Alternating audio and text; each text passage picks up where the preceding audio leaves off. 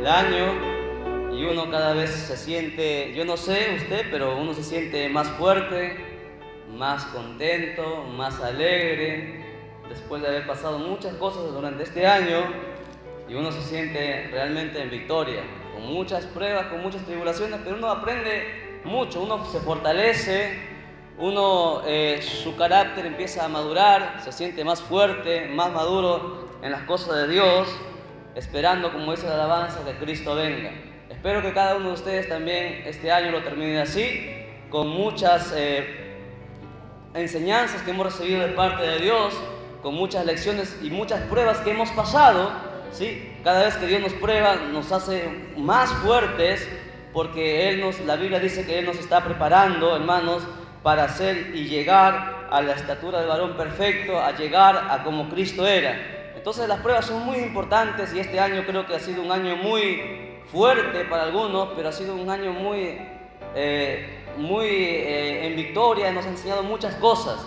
Espero que cada uno de ustedes se sienta contento. A la iglesia uno tiene que venir contento, ¿sí? Esperando que Dios siempre haga su voluntad en nosotros. Vamos en esta noche a continuar con la enseñanza en el libro de Éxodo.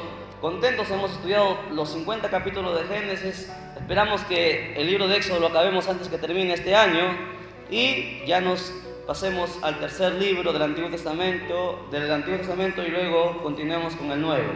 Éxodo, nos quedamos, capítulo 12, Éxodo capítulo 12,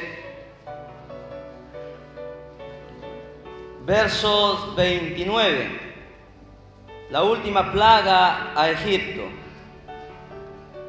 Éxodo 12, 29. ¿Lo tienen? Éxodo 12, 29. Espero que estemos aprendiendo las muchas enseñanzas que la Biblia nos enseña maravillosamente, y lecturamos para gloria del Padre, gloria del Hijo y gloria de su Santo Espíritu. Dice así: muerte de los primogénitos. Aconteció que a la medianoche Jehová hirió a todo primogénito en la tierra de Egipto, desde el primogénito de Faraón, que se sentaba sobre su trono, hasta el primogénito del cautivo que estaba en la cárcel, y todo primogénito de los animales. Y se levantó aquella noche Faraón, él y todos sus siervos y todos los egipcios, y hubo un gran clamor en Egipto, porque no había casa donde no hubiese un muerto. E hizo llamar a Moisés y a Aarón de noche y les dijo: salid en medio de mi pueblo vosotros y los hijos de Israel, e id, servid a Jehová como habéis dicho. Tomad también vuestras ovejas y vuestras vacas como habéis dicho, e idos, y bendecidme también a mí. Los egipcios apremiaban al pueblo, dándose prisa a echarlo de la tierra, porque decían: todos somos muertos. Y llevó el pueblo su masa antes que se leudase, sus masas envueltas en sus sábanas sobre sus hombros. E hicieron los hijos de Israel conforme el mandamiento de Moisés, pidiendo a los egipcios alhajas de plata y de oro y vestidos. Y Jehová dio gracia al pueblo delante de los egipcios, y les dieron cuanto pedían, así despojaron a los egipcios. Ahora vamos a orar, cerramos nuestras vistas, inclinamos nuestros rostros y vamos todos a orar un momento. La oración es muy importante y esperemos que todos, por favor, nos concentremos en la oración. Vamos a orar pidiendo perdón, vamos a orar pidiendo sabiduría y entendimiento para poder en esta noche comprender lo que Dios nos tiene que decir. Amén. Oramos. Amado Padre, te damos gracias, Señor Dios mío, porque tú eres bueno, maravilloso, Señor Dios mío. Grande es tu nombre y poderoso y bueno por habernos concedido el privilegio de estar con vida una vez más, un día más, Señor, sobre esta tierra en el cual, Señor, el pecado sobreabunda. Gracias de todo corazón por tu misericordia, por tu amor, por todas tus bondades, amado Dios, que nos das, Señor bendito Dios. Desde que amanece nos alimentas, nos fortaleces, nos das salud, nos vistes, nos calzas, nos esfuerzas, Señor Dios mío, nos permites trabajar y nos has permitido en esta noche estar en tu casa. Mucha gente está en muchos lugares, están en discotecas, en hoteles, están en los cines, Señor Dios mío, paseando tal vez, pero son pocos los que están en tu casa, Señor Dios mío, preparándose y escuchando tu palabra. Pero por eso te damos gracias, Señor Dios mío, porque somos contados de aquellos cuantos, bendito Dios, tener el privilegio grande de esta noche poder escuchar, Señor Dios mío, el mensaje tuyo. Gracias de todo corazón por ello. Te pedimos asimismo perdón, Señor, por cada ofensa, por cada falta que hayamos cometido delante de ti. Reconociendo, Señor, que como humanos fallamos, Señor, tenemos errores, Señor Dios mío, a veces, Señor, nuestros pensamientos, Señor, se nos van, a veces la lengua es ligera, a veces, amado Dios, Señor Dios mío, también con las manos, o de muchas otras maneras ofendemos, Señor Dios mío, al prójimo y te ofendemos a ti. Señor, te pedimos perdón por todas nuestras iniquidades. Tú conoces, Señor Dios mío, perfectamente lo que hay en nuestro corazón, lo que hay en nuestra mente. Señor Dios mío, nada escapa a tus ojos. Es más, sabes lo que estamos pensando en este momento, cada uno de nosotros. Y en este momento pedirte, Señor Dios mío, que tu Santo Espíritu, que es el invitado especial, el quien tú enviaste, Señor Dios mío, hace más de 2000 años, Dios de la gloria, a esta tierra. Señor, te pedimos que ese Espíritu Santo sea tocando en esta noche cada corazón, cada vida, Señor Dios mío, de los presentes y de los que han de escuchar, Señor, tu palabra a través de la internet. Gracias te damos de todo corazón y que tu Santo Espíritu, Señor Dios mío, sea el que hable en esta noche, reconociendo, Señor, nuestra pequeñez y nuestra dependencia absoluta en ti. Te damos gracias y habla, Jehová, porque tu pueblo, Señor Dios mío, oye. En el nombre de Jesús, amén, amén y amén. Tomen asiento, por favor, y mantenga su Biblia abierta.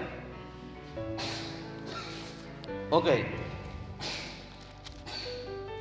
Nosotros hemos estado estudiando ya acerca de las 10 plagas que vinieron a Egipto y hemos visto muchas cosas interesantes en el castigo, ¿sí?, que recibieron los egipcios, un pueblo pagano, un pueblo idólatra, por haberse rebelado a Dios. Hemos visto las plagas de las moscas, las ranas, el plaga de hielo con fuego, y vimos que cada vez, escuche bien, vimos que cada vez que Faraón quería dejar ir, escuche, que Faraón quería dejar ir al pueblo porque viendo que no se podía luchar contra Dios, Faraón quería dejar ir, pero la Biblia dice que a veces Dios era el que endurecía el corazón de Faraón. ¿Para qué? Para que Dios, hermanos, el nombre de Jehová sea glorificado y que todo el mundo hasta este instante, más o menos han pasado cerca de 5000 años. Recuerde que nosotros vamos a terminar este año 2015. Los judíos, su año, su calendario no tiene 2015 años. Ellos están en el año 5000 y tantos. Su calendario de ellos empieza desde Moisés. Cuando Dios llama a Moisés, desde ahí ellos empiezan a contar su calendario. De Moisés a Cristo más o menos son 3000 años y de Cristo hasta nuestra época 2000 años. Más o menos ellos tienen un promedio de más de 5000 años en su calendario. Entonces, ¿qué es lo que sucede? Han pasado 5000 años y todavía se sigue hablando de esta historia, para que usted vea que los juicios de Dios son eternos y son maravillosos. Y una de las mayores, hermano, victorias que el pueblo de Israel presenció fue el ver la muerte de mucha gente, de todos los primogénitos, no solamente de humanos, sino también de animales, dice la Biblia, de los egipcios. Cuando Faraón se encontró con esta prueba, hermano, la Biblia, si usted lo lee bien, usted va a ver, y si usted se va a poner ahí en medio, cuando usted está leyendo la Biblia, usted se pone ahí y es partícipe, usted va a encontrar que, hermano, que Faraón, hermano, temblaba al ver los milagros. ¿Por qué? Porque en la primera, hermanos, cuando Moisés va a ver a Faraón, él hace que la serpiente, su vara se convierta en una serpiente. Y Faraón, como era orgulloso, como era, hermano, el soberano de aquella tierra y tenía brujos por doquier, él llama a sus brujos y hacen lo mismo. Por 2 y 3 oportunidades, los brujos pueden hacer la misma hazaña, una hazaña parecida a la que Jehová Dios hizo a través de las manos de Moisés y de Aarón, para que usted vea que los brujos también hacen cosas, hacen señales, pero recuerde, pero jamás podrán hacer las señales que Dios hace. Recuerden que los brujos también pudieron convertir las varas en serpientes, pudieron convertir también el agua en sangre. Fueron 3 cosas que los brujos pudieron hacer, pero en la cuarta plaga, los brujos no pudieron hacerlo. Y ellos se estremecieron y dijeron: no puede ser. Los brujos se asustaron cuando ellos vieron que no pudieron hacer la cuarta señal. Y ellos dijeron, tiene que ser Dios el que está en el asunto. Entonces hubo una lucha al inicio entre lo que hacía Dios y hacía también el diablo. Recuerde, siempre el diablo va a obrar así. Siempre el diablo va a querer confundir a la gente. Hace señales, hace milagros para que la gente también crea. Y la gente, ¿me entiende?, que no conoce a Dios, que no conoce las Escrituras, va a ser engañada. Es por eso que la iglesia, ¿me entiende?, la iglesia evangélica está dividida. Es por eso que la apostasía ha entrado. ¿Por qué? Porque la gente ve milagros, ve señales, ve que algunos se sanan, ve que algunos son liberados, supuestamente, entre comillas, y la gente cree, va y corre. Y siguen a los hombres, ¿me entiende? Y siguen a los líderes, a los pastores, a los evangelistas, en vez de seguir a lo que la Biblia dice. Es por eso que en Chile hubo un escándalo. En Chile hubo una pelea, la iglesia más grande de Chile, cerca de 20,000 miembros, se dividió, se partió. ¿Por qué? Porque idolatraban a su pastor, y su pastor supuestamente hacía que cayese del cielo oro. Aparecía oro en forma de escarcha en las manos de algunos congregantes. Y la gente empezaba a creer esto, ¿me entiende? Y empezaban a idolatrar. Tanto es así que empezaron y se pusieron a pelear enfrente de la iglesia los dos bandos. Y la gente miraba y empezaba a grabar del celular una pelea entre hermanos supuestamente. Unos que defendían a su pastor, que realmente era el Mesías, y otros que decían que él estaba fuera de la Biblia. Él dice, este hombre, que había ido también al cielo y ha visto también el infierno, que Dios le ha mostrado eso, y empezó a hablar muchas cosas que están fuera de la Biblia. Pero como la gente no lee la Biblia y la gente le gusta, ¿me entiende?, ver las señales, a eso es lo que la gente le gusta, porque la gente es como Tomás, siempre quiere ver para creer. Entonces la gente veía que este hombre tenía señales y le empezaron a seguir, ¿me entiende? Pero recuerde, eso a nosotros no nos amedrenta o no nos hace poner en duda, porque yo sé por mi Biblia que aquí esto hace más de 5,000 años el diablo lo viene haciendo. Viene haciendo señales, viene haciendo maravillas para que la gente crea, ¿me entiende? Pero no porque las señales sean hechas por un hombre, por una mujer, usted le va a seguir a ese hombre o a esa mujer. La Biblia dice que uno todo tiene que escudriñarlo por las Escrituras. Pero llega un momento, escuche bien, llega un momento en el cual ya el diablo no puede más. El diablo podrá hacer 1, 2 y 3 cosas, ¿me entiende? Pero ya no llegará el momento en el que el diablo no puede asemejar la maravilla. Y pasaron 10 plagas, y en la última fue la plaga fulminante, en el que el faraón ahí dice, usted lo ha leído, dice que él se estremeció, él tuvo miedo, llamó a Moisés, llamó a Aarón y le pidió, dice la Biblia, le pidió bendecirme a mí también. ¿Cómo es posible que el faraón, siendo, hermano, un pagano, siendo, hermano, una persona tan, hermano, orgullosa, tan prepotente, negando a Dios y teniendo dioses paganos, cómo es posible que este hombre venga y le diga a supuestamente 2 pastores que no tenían nada, venga y les pide que por favor oren por él? O sea, eso es algo extraordinario. Este hombre, siendo el más poderoso de su tierra, viene y le pide que le bendigan. Él tenía miedo de morir, porque en Egipto, escuche bien, imagínense, la Biblia dice que en cada casa hubo un muerto. Imagínense, es como en San Pedro, ¿no? Que en cada casa la gente, la madre, los hijos, los hermanos, los padres, empiecen a llorar porque se le ha muerto su hijo.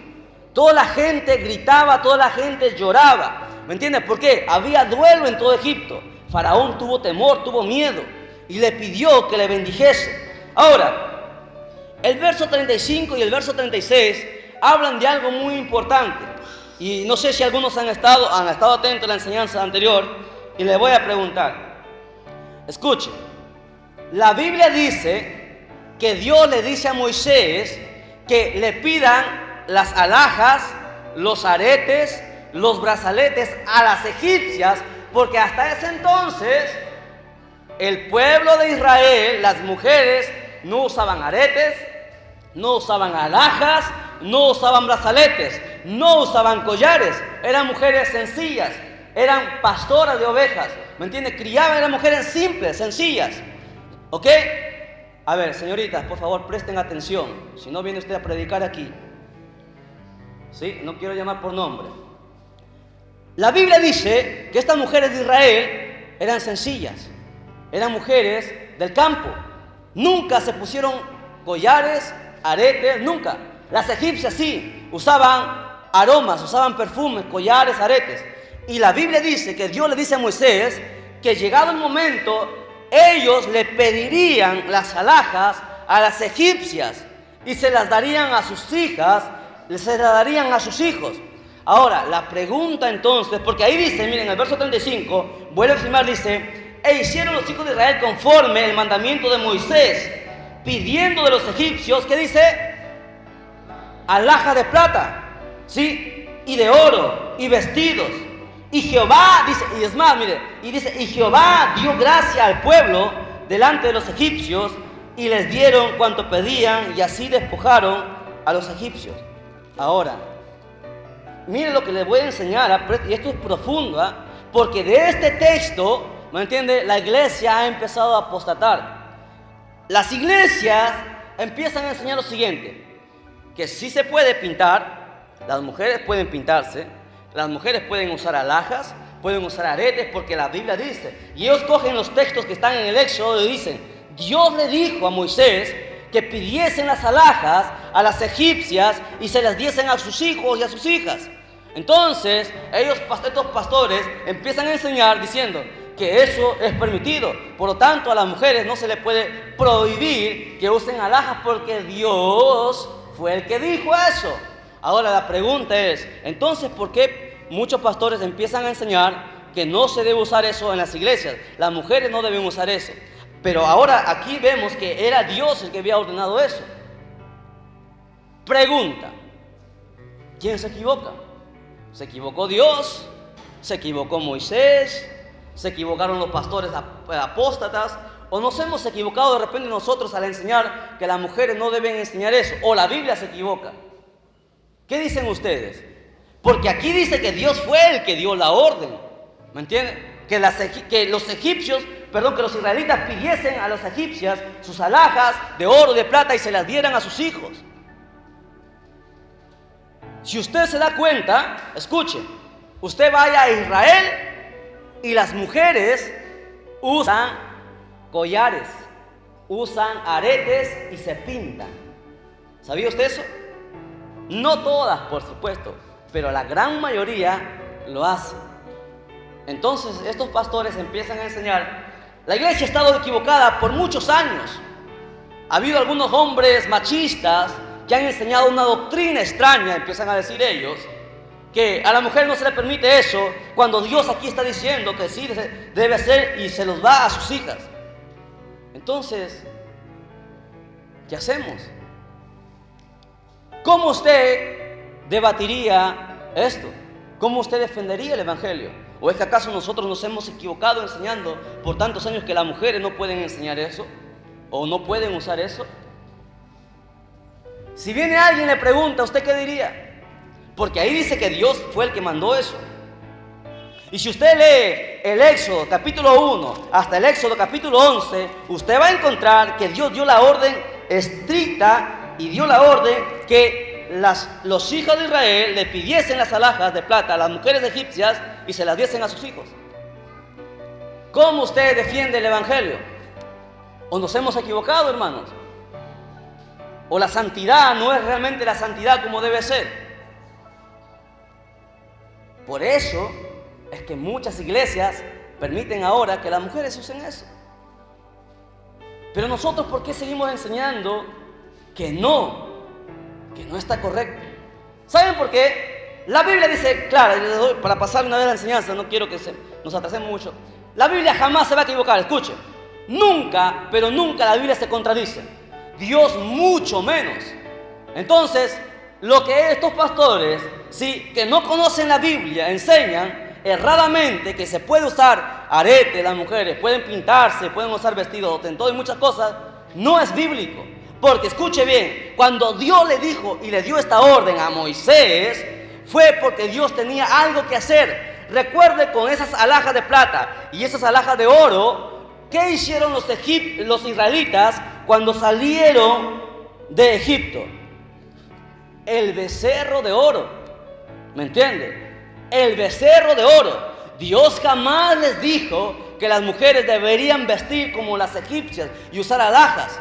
¿Me entiendes? Lo que Dios mandó a Moisés era que le pidiesen esas alhajas, ¿me entiendes? Para que ellos los tuviesen esas alhajas, y Dios sabía lo que ellos iban a hacer. Dios quiso probar al pueblo de Israel, los probó y los halló falto de peso, porque estos hombres, este pueblo de Israel, después de haber visto 10 milagros extraordinarios, haber visto encima de eso que el mar se partiese, nunca nadie ha hecho ese milagro. Ellos vieron, presenciaron que el mar se abrió en dos. Jamás ha habido un milagro tan extraordinario como el que hizo Moisés.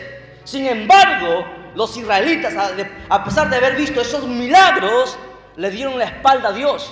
¿Me entiendes? Esas mismas alhajas fue para probarlo, y los israelitas demostraron que no tenían en su corazón a Dios. Y estos pastores sinvergüenzas agarran un texto fuera del contexto y enseñan que las mujeres sí pueden usar, pero ellos desconocen que la Biblia también en el Nuevo Testamento dice que la mujer debe andar prudentemente, ataviarse prudentemente. Y hay muchos textos en la Biblia que indican que la mujer no puede usar eso. Lo dice Isaías, lo dice Pedro, lo dice Pablo, ¿me entiendes? Hay muchos textos, pero ellos agarran un texto y sacan una doctrina. Entonces esa gente es que no conoce la escritura, no conoce la Biblia. Y como a la gente tampoco le gusta leer la Biblia, le gusta todo lo que su líder dice, lo que su pastor dice, y se lo comen todo lo que les da y creen eso. Es por eso que hay tanta gente, ¿me entiendes?, engañada, diciendo no, que es permitido porque aquí dice que Dios mandó. No, ahí no dice que Dios mandó a hacer esas cosas.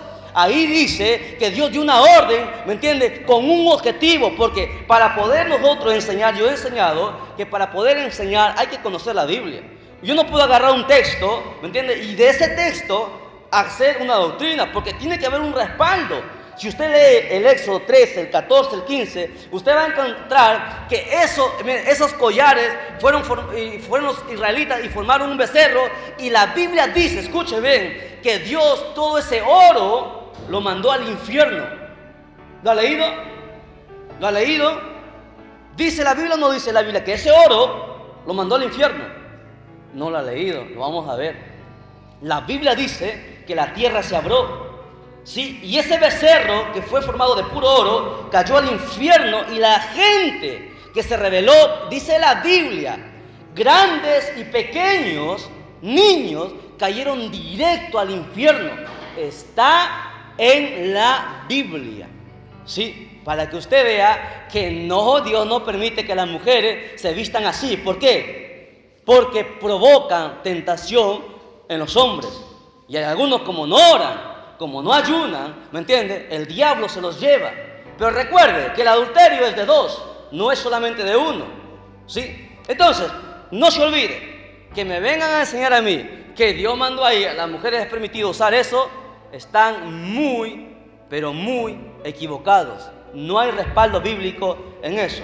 Y las mujeres que lo quieren hacer, pues ustedes son dueñas de su cuerpo, tampoco son dueñas de su cuerpo, porque la Biblia dice que el cuerpo es el templo de Dios, ¿me entiende? Le pertenece a Dios, no le pertenece a usted, ¿me entiende? Usted no se puede tatuar, los hombres no nos podemos tatuar, las mujeres tampoco se pueden tatuar. Dice, no, es mi cuerpo, yo en mi cuerpo hago lo que quiero.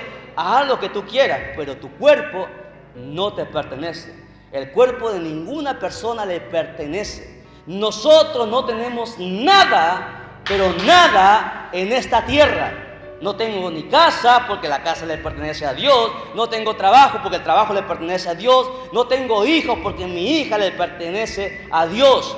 Todas las cosas le pertenecen a Dios. Dios le dio vida a mi esposa, Dios le dio vida a mi hija, Dios nos ha dado trabajo, nos ha dado fuerza, Dios nos ha dado todo le pertenece a Dios. A este cuerpo usted tiene que cuidarlo, porque ese cuerpo no le pertenece a usted, ese cuerpo le pertenece a Dios, y un día darán cuenta. Usted, la vez pasada, el hermano Rafael habló algo muy interesante. Hay gente que cuando muere, ellos dejan en su testamento que deben ser quemados, incinerados. Y eso es un pecado grave delante de Dios. No se puede hacer eso. Pero eso es tema de otro mensaje. Continuemos. Mire, la Biblia dice, verso 37, lea conmigo. Partieron los hijos de Israel de Ramasés a Sucot, ¿Cuántos? 600,000 hombres de a pie, sin contar los niños. Dice mujeres, no. Dice ancianos, tampoco. Solamente dice que habían hombres, 600,000 hombres. Y escuche bien, y si usted va y estudia, ¿me entiende?, a la tradición judía, usted va a encontrar que un hombre, escuche bien, un hombre para los judíos, ¿sí?, es entre las edades, algunos dicen que es de los 12, otros dicen que son de 18, hasta los 50, 60 años. Los demás son niños y los demás son ancianos, no son contados como hombres. Por lo tanto, eran 600,000 hombres, fuera de los niños, fuera de los ancianos, fuera de las esposas, fuera de las hijas. Los teólogos dicen que de Egipto salieron un promedio de 3 millones de personas que salieron de Egipto. Escuchen, 3 millones de personas. ¿Cuántos pasaron? 3 millones de personas y solamente 2. Escuche bien, 2 solamente. Dios los mató a todititos en el desierto. Los mató.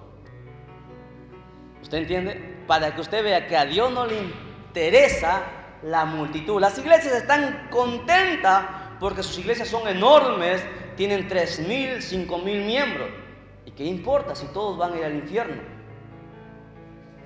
3 millones y solamente 2 llegaron. 2. Dios los cortó. ¿Me entiende? Porque Dios los probó 40 años. ¿Me entiende? Porque recuerde que para llegar, escuche bien, cuando usted quiere algo muy preciado para usted, si usted quiere, por ejemplo, qué sé yo, un carro de repente, o una casa que no tiene los que no tienen casa, usted trabaja arduamente, lucha, se esfuerza, ahorra, se abstiene de tantas cosas, de comer cosas, de comprarse ropa, por comprar su casa, por comprar su carro, ¿me entiende? Usted trabaja y se esfuerza, ¿sí o no? Para obtener lo que usted está buscando.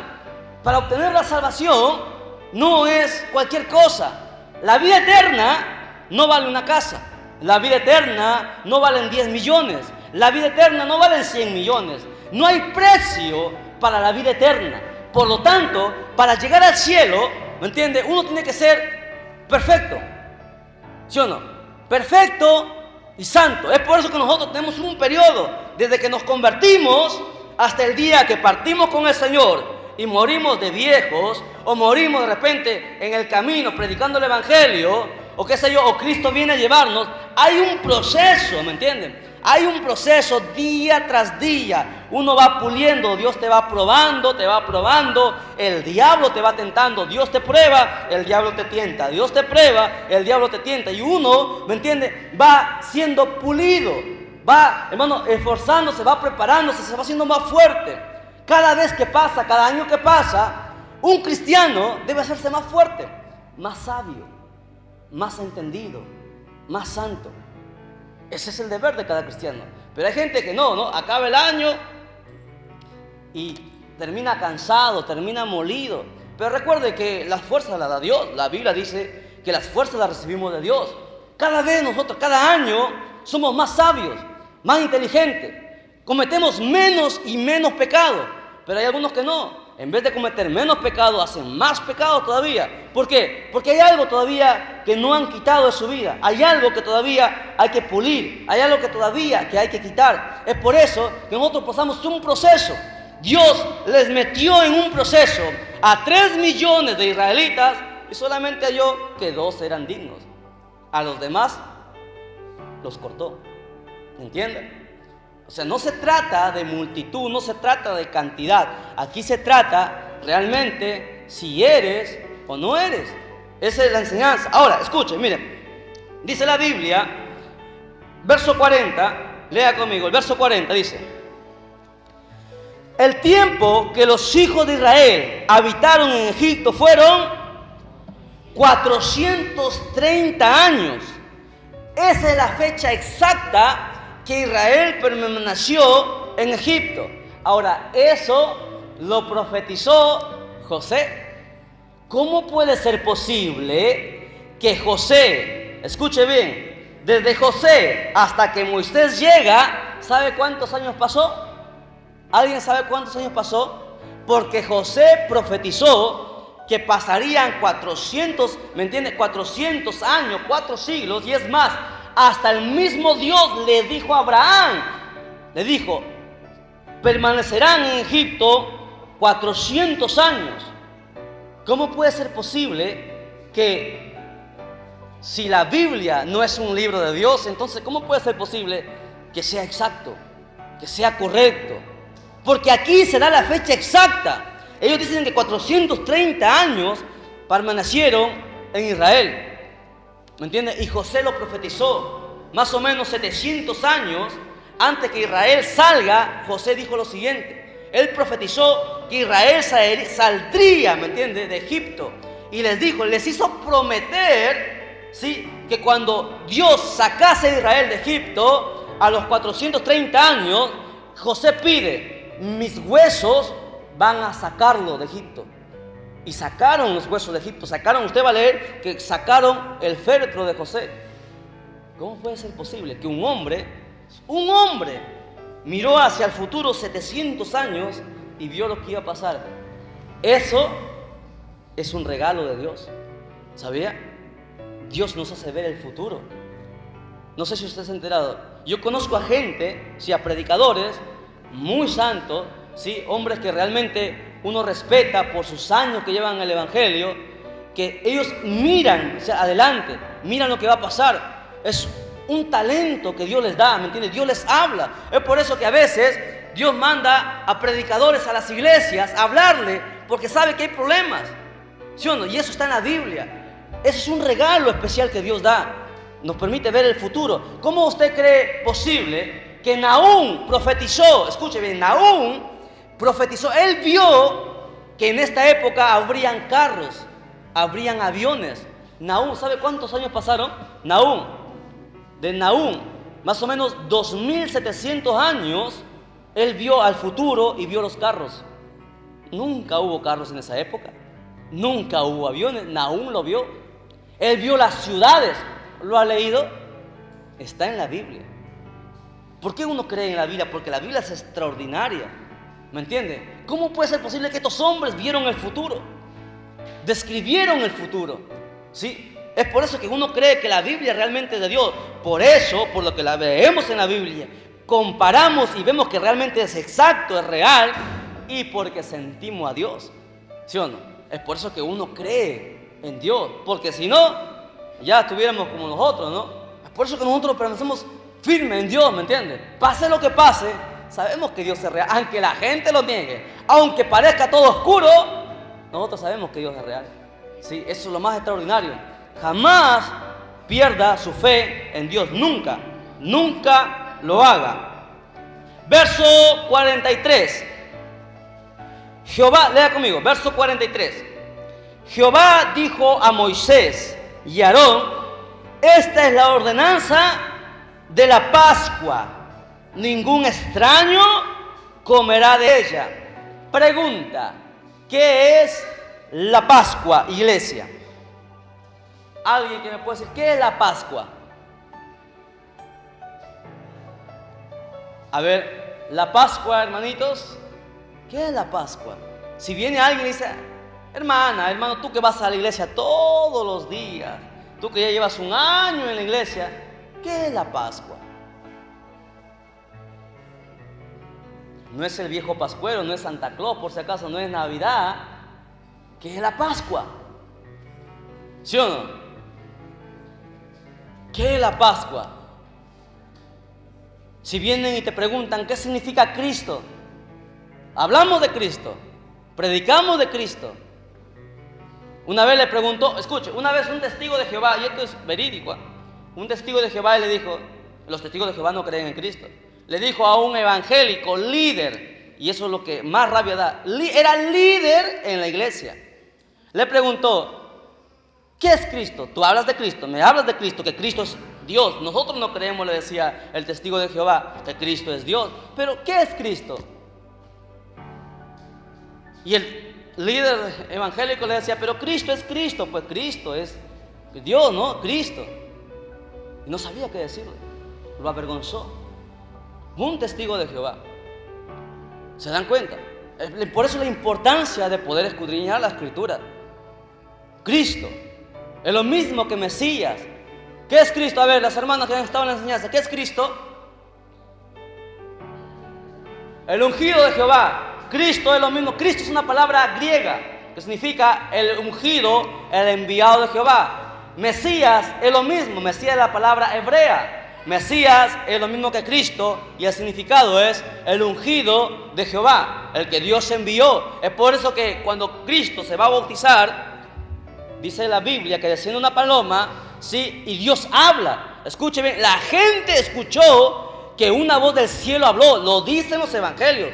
Y la voz decía: este es mi Hijo amado, en quien yo tengo complacencia. A Él oír, a Él seguir. El enviado, Cristo, el ungido, ¿sí? El ungido de Jehová. Aquí habla de la Pascua. ¿Qué era la Pascua? La Pascua, escuche bien, hermanita, por favor, no se distraiga. La Pascua no es nada más y nada menos que lo que los israelitas preparan, ¿me entiende? Asan pan sin levadura, ¿sí? Y recuerdan y comen hierbas amargas y recuerdan que eso fueron lo que comieron cuando Dios sacó a Israel de Egipto. Y ese es un mandamiento que lo celebran y que cada israelita lo celebra año tras año y lo celebra en el mes de Abib, que es más o menos en abril, y ellos comen la Pascua, ¿me entiende? La Pascua, recuerden que también Cristo se sentó antes de morir en la Pascua. Eso es la Pascua, no es nada de otro mundo. Ahora, verso 48. Verso 48.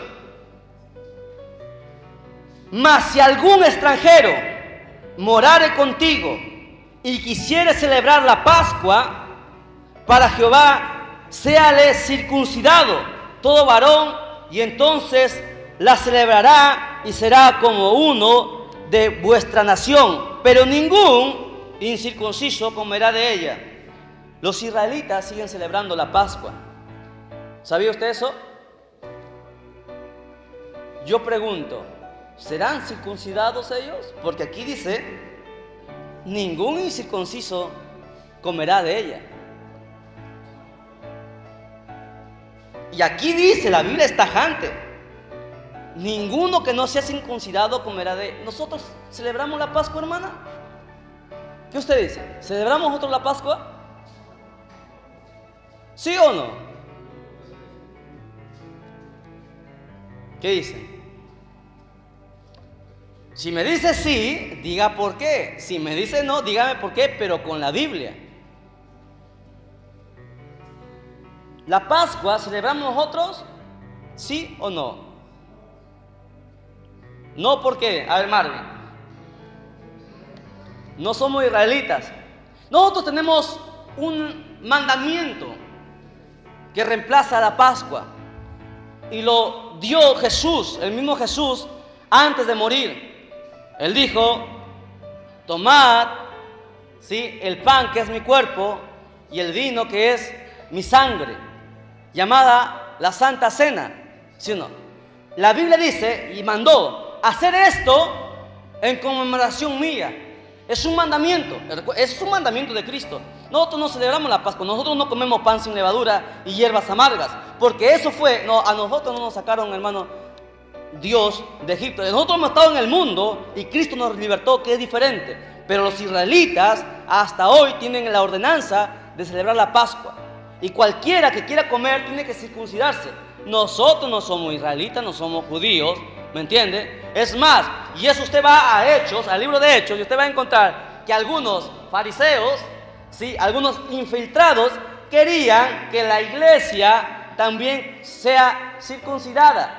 Y la Biblia dice que los que estaban en ese entonces, Pedro, Juan y Santiago, que eran los tres, eran los pilares, escuche bien, de la iglesia, en aquel entonces, cuando Cristo partió para el cielo, ellos estaban ahí. ¿Qué hicieron ellos? Dice que oraron y el Espíritu Santo habló y les dijo que solamente basta, ¿sí?, basta de abstenerse ¿de qué? De comer ahogado, de comer muerto, ¿sí?, de la que fornicación ¿Y de qué más? Sí, da ordenanzas. Y lo demás, no. ¿Me entiende? Todas esas cosas están en la Biblia. Nosotros no celebramos la Pascua, no somos judíos, recuerden, somos la iglesia de Cristo. Hay algunas iglesias que siguen celebrando la Pascua y muchas cosas que no le competen, ¿me entiende? Que son para el pueblo de Israel, pero lo siguen celebrando. Bueno, cada uno tendremos que dar cuenta a Dios un día. Capítulo 13, muy importante, verso 1. Jehová habló a Moisés diciendo: conságrame todo primogénito que abra matriz entre los hijos de Israel, así de los hombres como de los animales, mío es. Ahora preste mucha atención en esto. Todos los primogénitos, o sea, los primeros hijos que abren matriz, los primeros en nacer, Dios dio la ordenanza que le pertenecían a Dios. Las primicias, era la primicia para Dios.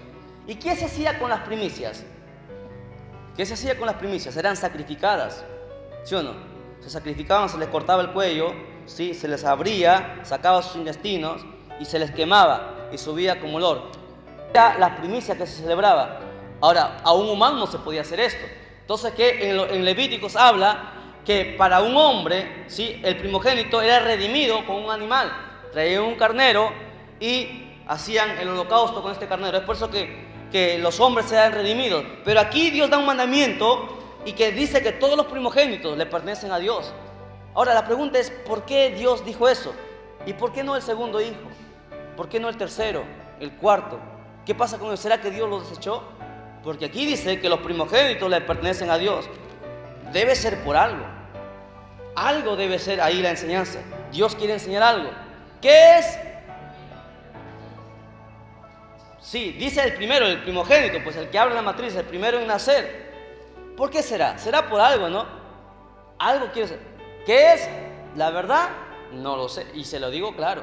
Sí, yo no lo sé. Por eso lo he dicho, cuando las cosas que yo los enseño, yo no puedo inventar. Sí, al que aquí viene y querer impresionar a la gente, le es pecado. Maldito es aquel que enseña algo que no está en la Biblia. Uno tiene que enseñar lo que Dios está diciendo en la Biblia. Yo no sé lo que quiso hacer Dios aquí, pero sí sé que Dios dice que los primogénitos son de Él. Sí, los primogénitos son de Él. Debe ser por algo. Vayamos, sigamos adelante. Verso 17. Verso 17. ¿Lo tiene? Dice: y luego que Faraón dejó ir al pueblo, Dios no los llevó por el camino de la tierra de los filisteos, que estaba cerca, porque dijo Dios: para que no se arrepienta el pueblo cuando vea la guerra y se vuelva a Egipto. Mas hizo Dios que el pueblo rodease por el camino del desierto del Mar Rojo, y subieron los hijos de Israel de Egipto armados. Tomó también consigo Moisés los huesos de José, ahí está lo que les decía, el cual había juramentado a los hijos de Israel diciendo: Dios ciertamente os visitará y haréis subir mis huesos de aquí con vosotros. Y partieron de Sucot y acamparon en Etán y entraron del desierto. Jehová iba delante de ellos de día en una columna de nube para guiarlos por el camino, y de noche en una columna de fuego para alumbrarles, a fin de que anduviesen de día y de noche. Nunca se apartó de delante del pueblo la columna de nube de día, ni de noche la columna de fuego. Ahora preste mucha atención. Escuche, esto es muy importante. Mire, escuche, ¿eh? Imagínense, vayamos hacia esa época. Usted visualice, Israel sale, 3 millones de personas más o menos salen, libres. Escuche, Israel salía emocionado, eran esclavos, 400 años, las espaldas de los israelitas estaban quebradas, ¿sí?, con los látigos de los egipcios. Es por eso que, escuche bien, en el desierto, cuando Israel avanzaba, escuche, cuando Israel avanzaba, los hombres iban adelante, atrás se quedaban los ancianos, los débiles, algunos niños, algunas mujeres. Y más adelante vamos a ver en Éxodo capítulo 17 que Amalek venía, ¿sí?, por detrás y mataba al pueblo de Israel. Lo mataba a los ancianos, a los débiles, lo mataba. Y Amalek es el mismo diablo, ¿sí? ¿A quién ataca el diablo, hermanos? Para que usted sepa en la Biblia, el diablo siempre ataca a los más débiles, siempre, siempre. ¿Por qué? Porque el diablo es cobarde. Él sabe que a alguien que le va a poder hacer frente, él no va directo. Él sabe, él va y ataca a los más débiles. Ataca a los que no oran, a los que no ayunan, a los débiles, les engaña, les enseña cosas, les muestra visiones, les da sueños, les engaña. Sí, vino y los mató. Aquí, escúcheme, mira, aquí la Biblia dice algo muy interesante, que cuando Dios le sacó a Israel en el desierto, sí, Dios sabía, escúcheme bien, Dios sabía que si Dios les llevaba directo hacia la tierra prometida, ellos tendrían que pasar por la tierra de los filisteos. Y los filisteos eran guerreros, tenían que pelear. Y los israelitas eran cobardes. Y Dios dijo, para que viendo ellos, si la guerra no se vuelvan atrás, Dios les hizo rodear. Y en ese camino que rodearon, sí, el mar, sí, los hombres iban delante, los más fuertes, iban apresurados porque querían salir, ¿me entiendes?, de la esclavitud. Los débiles se quedaban atrás. Éxodo capítulo 17 dice que Amalek venía y les mataba. Y cuando Israel veía eso, sí, los hombres nuevamente venían a enfrentar a Amalek, y Amalek iba y encontraban los cuerpos de los ancianos, de los hombres débiles que por el látigo de los egipcios habían caído a espada de los amalequitas. Pregunto, ¿por qué no los amalequitas hicieron frente a los israelitas y lucharon frente a frente? Nunca lo hicieron. Israel, cuando volvían los hombres, los encontraban muertos. Nuevamente avanzaban, los hombres iban adelante. Escucha, hermano, eran 3 millones de personas. ¿Usted sabe cuánto es eso? 3 millones de personas. Era una cantidad de gente enorme. Es por eso que a los israelitas les demoraba tiempo en volver hacia atrás, ¿sí? Y nuevamente los amalequitas se retiraban. Israel avanzaba, se quedaban los más débiles y los amalequitas venían y seguían matando. Seguían matando. El diablo siempre es así. A los más débiles se engaña, a los más débiles lo tumba, a los más débiles lo saca de la iglesia. Siempre es así. Siempre. ¿Sí? Siempre, si tú en tu casa tienes varias personas que son cristianas, siempre el diablo atacará al más débil. Cuide a sus hijos. Siempre. Cuide a su esposa. Cuide a su esposo que recién se ha convertido. Cuídelo. Porque el diablo siempre le va a meter aquí en la mente. Siempre le va a hablar, tratar de sacar, debilitarle, engañarle, hablarle. Hermano, una vez una hermana dice que, escucha, una hermana que supuestamente es de oración, que supuestamente canta para el Señor, que supuestamente el Espíritu Santo un día le tocó. Hermano, dice que ella tenía problemas en su casa y tanta era la desesperación que tenía que ella escuchó clarito. El diablo le habló hacia el oído y le dijo: ¿ves? No sirves. Mátate. Mátate. Y la mujer lloraba. Mátate, le decía. ¿Y qué hacía la hermana? En vez de reprenderlo, ¿sí? En vez de reprenderlo, se ponía a llorar. Y dudaba. Así es el diablo. ¿Sí? Al más débil siempre ataca. Por eso hay que tener mucho cuidado. ¿Sí? Usted tiene el deber de orar por su familia, de orar, si usted se encuentra bien en Dios, orar por los demás, porque el diablo es así, el diablo es astuto.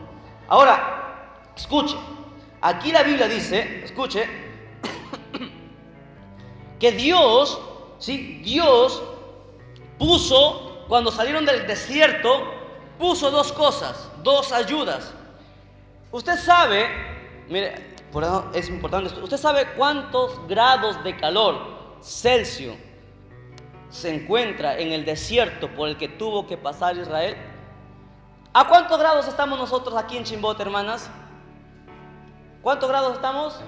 Normalmente, 20 grados Celsius, ¿sí? 20. Y cuando hace calor, ¿a cuánto sube la temperatura? Cuando hace calor, o sea, en verano, por ejemplo, cuando hace calor y no se soporta, ¿cuántos grados son? 30 grados, ¿sí o no? ¿Usted sabe cuántos grados de calor hay en el desierto de Israel? 46 y 50 grados de calor. El calor es insoportable. Si Dios no hubiese puesto esa columna de nube, todo Israel, hasta el mismo Moisés, hubiese muerto a los primeros 3 días. Dicen los rabinos, estoy hablando de la gente que está ahí, que vive ahí. Ellos dan los datos, ¿sí? El desierto es tan horrible. Es más, el hermano brasileño, José Irión, él fue allá.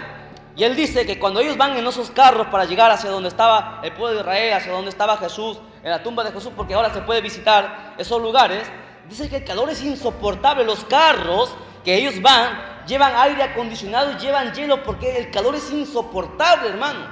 Es insoportable. Y en la noche, ¿usted sabe a cuánto es la temperatura del frío en el desierto? ¿Cuánto cree? Baja muchos grados. Es helado, helado, helado. Es por eso que en el día había una columna para el calor y en la noche había una columna de fuego. ¿Para qué? Para que no se congelase, no muriesen el pueblo. Les alumbraba, ¿sí? Les guiaba, caminaban de noche. La Biblia dice que caminaban de día y de noche. Estaban desesperados en salir. ¿Por qué? Porque ellos sabían que Faraón les seguía. ¿Sabía usted eso? Más adelante vamos a ver que Faraón viene y les ataca. Y ellos caminaban en el día y caminaban en la noche. Llegaba un momento que ya era bien de noche, supongo yo que era de madrugada, y ellos se acostaban ya a dormir. Pero también en la noche ellos avanzaban. La columna de nube y la columna de fuego era la que les guiaba por dónde deberían ir. Si la columna se movía, Israel caminaba. ¿Sí? ¿Sabía eso? La columna se movía y ellos avanzaban. ¿Y para qué había eso? Todo Dios lo hace con un propósito. Todo Dios lo hace por algo. ¿Sí? Es por eso que los israelitas, ¿me entiende? Es la única, escuche bien, es la única religión que ha pasado tantos siglos, sí, han pasado milenios. Y ellos, escuche, a pesar, los israelitas que desecharon al Mesías, ellos siguen creyendo en Dios. Los israelitas, escuche bien, a los israelitas les mataban. Los israelitas agarraban y les mataban, los romanos mataban a sus hijos y ellos no negaban a Dios. Sí, es la única religión, escuche, es la única religión que nunca permitió negar a Dios. Las demás religiones lo han negado muchas veces. Cuando estaban a punto de morir, los han negado. Pero los judíos, los israelitas nunca lo han hecho. ¿Por qué? Porque ellos saben, ¿me entiende?, que Dios es extraordinario. Nunca lo han negado, ¿me entiende? Pero Satanás se metió en los judíos y los engañó. Permitieron que no aceptaron al Mesías, pero ellos siguen creyendo en Dios, ¿me entienden? Han tratado de hacerles cambiar. Mire, Hitler mató 6 millones de judíos. Les amenazaron quemando vivos, los quemaron vivos. ¿Sabía usted eso? Les dieron gases para que negasen su religión. Nunca pudieron hacerlo. Israel sigue creyendo en Dios. ¿Por qué? Porque escuche bien, ningún Dios ha hecho las maravillas que Dios habla aquí en la Biblia. Las maravillas que Dios hizo son extraordinarias. Es por eso que los israelitas siguen esperando a su Mesías, siguen creyendo en Dios, pase lo que pase. ¿Usted sabe cuántos millones de judíos han muerto en todo ese tiempo? Los reyes, los emperadores querían acabar con la iglesia, querían acabar con... No pudieron nunca, no se pudieron. ¿Por qué? Porque ellos conocían que realmente Dios era Dios. Y ellos transmitieron a sus hijos las enseñanzas de sus hijos, a sus hijos y a sus hijos. Entonces, hasta aquí nos vamos a quedar, hasta el capítulo 13, el verso que ya nos ganó la hora.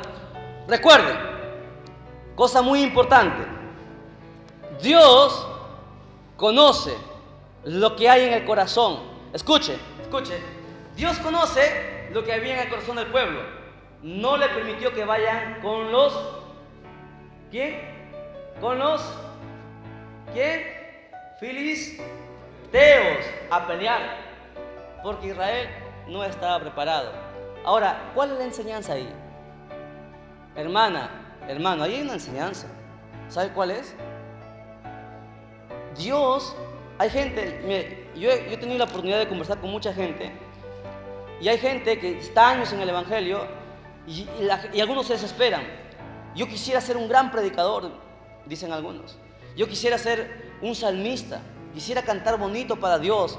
Y tienen algunos buena intención, ¿no? Quieren hacer cosas. Yo quiero que Dios me use en milagros, en sanidades. Yo quiero ir por la sierra, quiero hacer muchas cosas para Dios. Y está bien, ¿sí? Pero pasa el tiempo y todavía no tienen lo que ellos esperan. La pregunta es ¿por qué? Porque Dios, me escuche bien, Dios es así.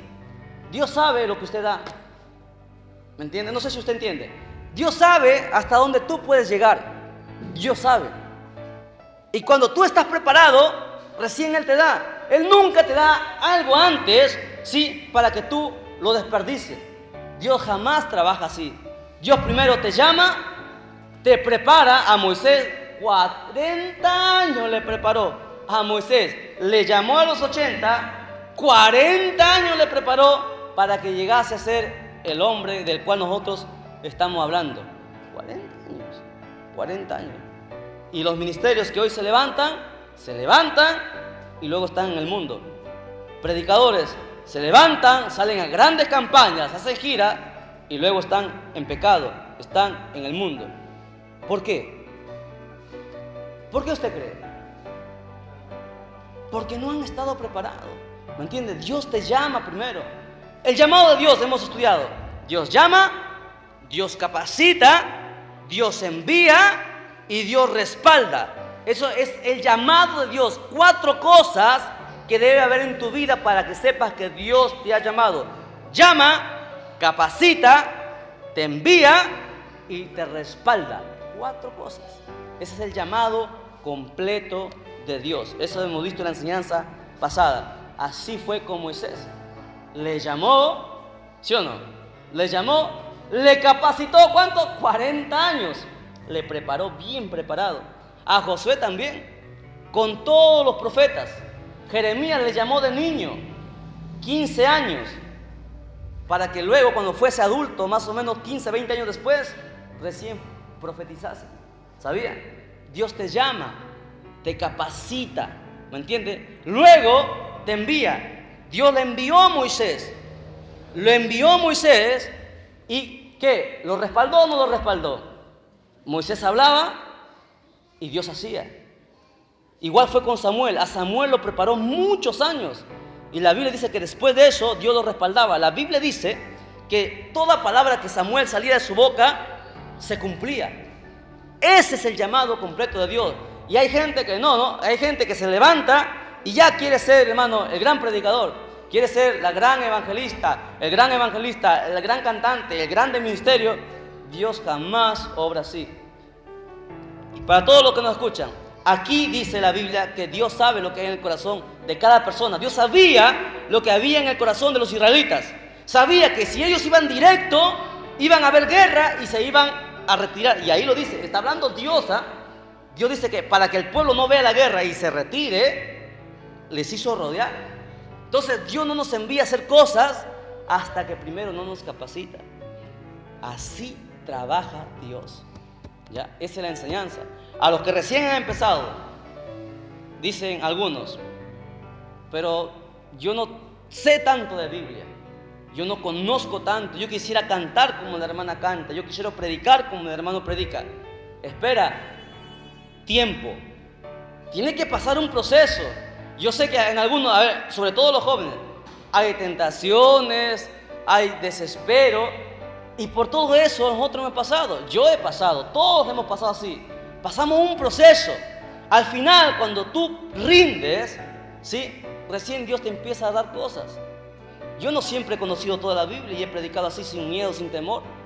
Yo no he sido así, ¿sí? Hoy no tengo miedo de pararme donde sea. Yo me paro en la calle, usted sabe. Donde usted me diga predique, yo predico. No tengo miedo. Yo nunca he sido así. Yo soy una persona, hermano, que nunca le gustaba estar al frente, que nunca le gustaba, es más, a mí no me gustaba nunca la gente, no me gustaban las personas, prefería estar encerrado en el cuarto, nunca me ha gustado, pero Dios pasa por un proceso. Dios nos empieza a pasar por un proceso. Yo no he sabido nunca nada. Yo no he estudiado en una universidad la Biblia, jamás. No he ido a ningún instituto bíblico. Pero Dios pasa por un proceso, ¿sí? Dios nos pasa por un proceso. Y con esto termino.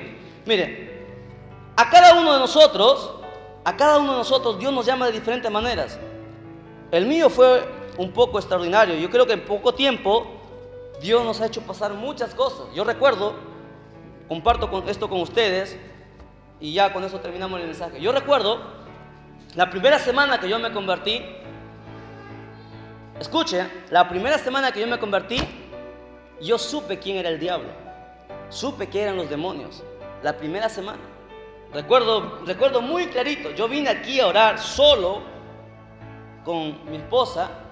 Venimos a orar aquí y escuchamos audiblemente, hermano. Audiblemente escuchamos los demonios. Mi pie se puso como gallina aquí en la iglesia, aquí. ¿Sí? Una semana de convertido. Pasamos a orar, sentimos que los hermanos habían ido a una invitación. Fueron a una invitación y yo tenía que ir a dejar. En ese entonces mi esposa era mi novia. Tenía que ir a dejarla, por eso dijimos al pastor, vamos a entrar a orar, sí, media hora y luego la voy a dejar y luego yo me regreso para casa porque tenía que trabajar el otro día. Y fue para nuestro mal. Sí, entramos, sí, nos pusimos ahí adelante y empezamos a orar. Hermano, delante de Dios, yo le digo, los de empezaron a temblar. Yo sentí que esas columnas lo agarraban así, rasguñaban y gritaban los demonios como una jauría así de lobo. Hermano, mi piel por primera vez en mi vida se puso como gallina. Y si yo quería voltear y no podía y tenía miedo, tuve miedo. Por primera vez en mi vida tuve miedo. Fue algo extraordinario. Está Adriana lloraba desesperadamente, quería salir corriendo. Yo le decía, yo lo agarré y le decía, no lo hagas. Lo único que yo sabía, lo único que yo le había escuchado al hermano decir, cuando tengas problemas, di la sangre de Cristo tiene poder. 30 minutos repetí la misma frase, 30 minutos. Y yo lloraba, yo tenía miedo, hermano. Delante de Dios yo le digo, tuve miedo. Nunca había tenido miedo, sentí miedo en mi vida. Los demonios existen, son reales. Yo de repente, si no hubiera tenido esa experiencia, tal vez de repente nuevamente estuviera en el mundo. Pero yo tuve esa experiencia, yo sé que los demonios existen. Yo los he presenciado, hermano. Yo sentía, ellos llegaban hasta estos dos cuadros, llegaban y querían abalanzarse sobre nosotros. Yo sentía que algo no les permitía, y como no les permitía, subían por las columnas y hacían temblar esos esterniz y rasguñaban las paredes y gritaban acá. Parecía que había hartísimos demonios y querían acercarse y no podían. Lo único que yo repetía, 30 minutos, yo recuerdo el tiempo, 30 minutos, lo único que repetí, la sangre de Cristo tiene poder. La sangre de Cristo tiene poder, la sangre de Cristo tiene poder. 30 minutos y se fueron. Esa fue una experiencia que a mí me marcó. La experiencia más grande que yo de repente pude haber tenido. Luego ya he tenido experiencia cuando he ministrado a gente que ha estado endemoniada y los demonios han salido.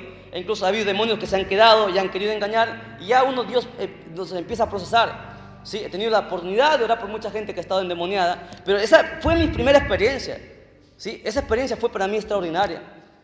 Ahí es donde yo dije, no, realmente los evangélicos dicen la verdad. Fue ahí donde yo recién empecé a leer mi Biblia. Y la empecé a leer bien. Porque tuve una experiencia, ¿me entiendes? Los demonios existen, hermano. Y los demonios, yo pensaba, ahora que yo entiendo la Biblia y él les he compartido esto, yo sé ahora, como yo era débil, era nuevo, si yo salía corriendo, yo les aseguro que jamás hubiera regresado a la iglesia. Nunca. Usted dice, bueno, ¿qué voy a tener miedo? Hermano, usted no sabe la presencia de los demonios. Hermano, cuando escuche, los demonios no son cualquier cosa. La presencia de los demonios, ¿me entiende? Tu cuerpo se estremece. ¿Por qué? Porque son entes espirituales. No son cualquier cosa. Usted dice, no, yo no tengo miedo a ningún hombre, yo soy fuerte. Aquí no sirve eso. Hermano, yo tuve miedo. Cuando yo era joven, la edad de Gen más o menos, sí, cuando yo era joven, a mí una vez me pusieron un cuchillo aquí, uno aquí en la espalda, y varias veces, cuando yo andaba en mis andanzas, estaba en la discoteca, varias veces me quisieron matar. Nunca tuve miedo, nunca.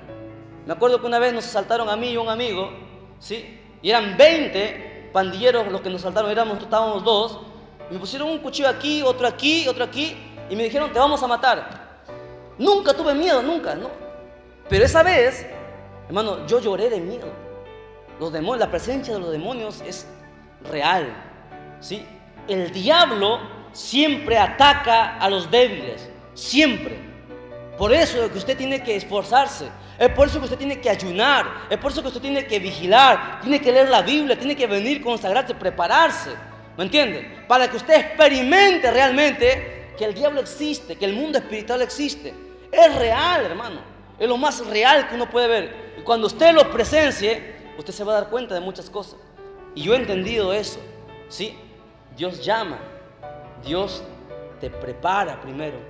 Un proceso, muchos años, algunos dura menos, a otros el proceso va a ser más largo. Luego, después, recién Dios te va a enviar. Así que, hermanos, no se desesperen por querer ser el gran predicador, el gran pastor, el gran evangelista, la gran cantante, el gran ministerio. Eso no sirve, ¿me entiendes? Dios llama, Dios prepara. Cuando estás preparado, preparada, recién te va a enviar Dios. Y ahí tú vas a tener un respaldo, ¿sí? Una vez alguien me preguntó, me dijo, si tú conoces la Biblia, mire, como el diablo, ¿no? Si usted conoce la Biblia, me dijo, entonces, ¿por qué no sales a las iglesias? ¿Por qué no haces campaña? ¿Por qué no sales? Me preguntó así. Dios me está preparándole. Hay gente que va a querer apagar tu ministerio. Siempre va a haber gente envidiosa que va a querer matar tu ministerio. Yo conozco a tanta gente que ha empezado así. Ingresaron en un año y ya estaban predicando en las iglesias. Y no, tiene que haber un proceso.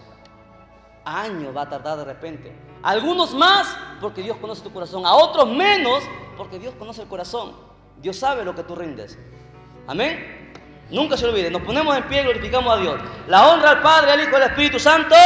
¡Gloria a Dios! ¡Gloria a Dios! ¡Gloria a Dios! Dele fuerte palma a Cristo, que Él se lo merece.